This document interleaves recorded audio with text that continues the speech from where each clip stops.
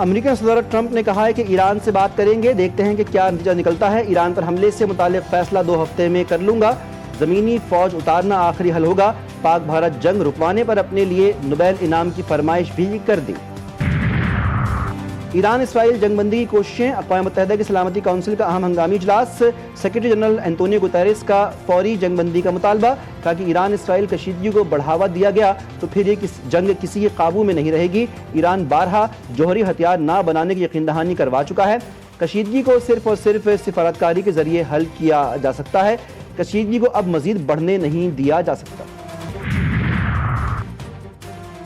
Geneva میں ایران اور یورپی ملکوں کے مذاکرات بے نتیجہ ختم، ایران پر امریکہ کے ساتھ بات چیت جاری رکھنے پر زور۔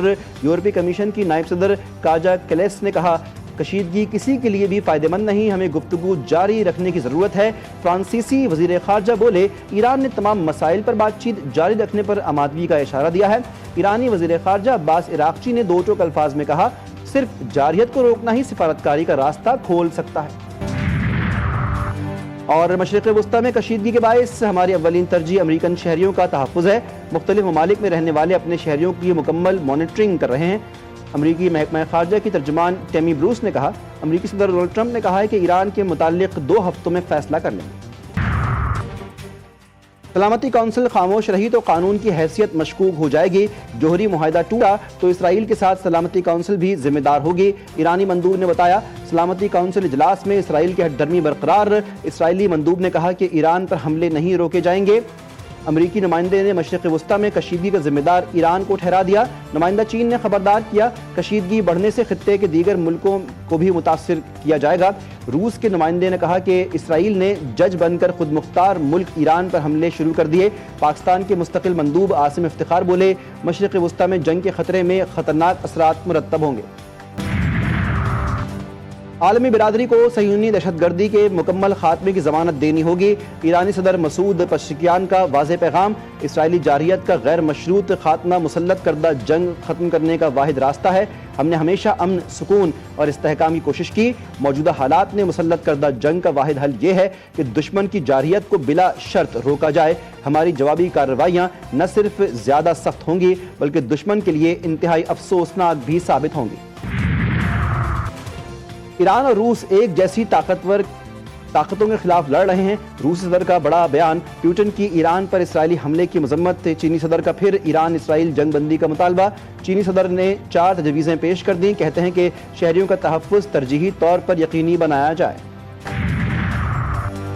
پاکستان مشرق وسطی میں امن کی ہر کوشش میں تعمیری کردار ادا کرنے کو تیار، وزیراعظم شہباز شریف اور امریکی وزیر خارجہ کے درمیان ٹیلی فونک رابطہ، ایران اسرائیل جنگ پر تبادلہ خیال، وزیراعظم کا ایران اسرائیل بحران کے پرامن حل کی ضرورت پر زور، شہباز شریف بولے، ٹرمپ کے پاکستان سے متعلق مثبت بیانات جنوبی ایشیا میں امن کے لیے حوصلہ افزا ہیں، پاکستان بھارت سے تمام تصفیہ طلب امور پر بامعنی مذاکرات کے لیے تیار ہے۔ امریکی وزیر خارجہ نے پاکستان کی انسداد دہشت گردی کی کوششوں کو سراہا، کہا کہ پاکستان ایران کے ساتھ قریبی تعلقات رکھتا ہے اور موجودہ بحران میں امن کی کوششوں میں مؤثر کردار ادا کر سکتا ہے۔ ایران کے اسرائیل پر حملوں میں تیزی، درجنوں میزائل داغ دیے، حیفا، رامات گان اور گشگان پر میزائلوں کی بارش، ایک میزائل سرکاری عمارت پر لگا۔ حیفا میں نیوز چینل 14 کے دفتر پر بھی حملہ، صبح سویرے ایران نے فوجی اور اسٹریٹجک اہداف پر بیلسٹک میزائل داغے، ڈرون سے بھی حملہ کیا۔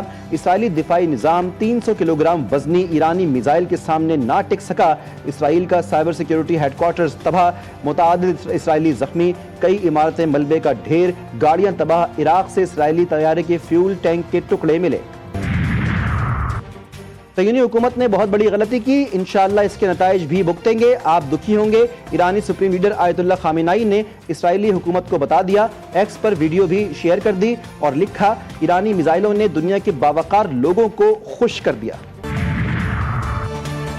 اسرائیل کا ایک بار پھر ایران کے دارالحکومت تہران پر فضائی حملہ، اسرائیلی فوج کے مطابق ایران کی اہم جوہری تنصیبات نستنز، اصفہان اور عراق کو نشانہ بنایا گیا، تہران میں دھماکوں کی آوازیں، علی شمخانی خیریت سے ہیں، اسرائیلی دعویٰ جھوٹا نکلا، ایرانی سپریم لیڈر کے سینئر مشیر اور ایران کے چیف جوہری مذاکرات کار ایڈمرل ریٹائرڈ علی شمخانی کی تازہ تصویر اور پیغام منظر عام پر، ایرانی پاسداران انقلاب کے انٹیلیجنس چیف کی شہادت کے بعد نئی تقرری، شہید سربراہ جنرل محمد کاظمی کے بعد جنرل مجید خادمی انٹیلیجنس چیف مقرر۔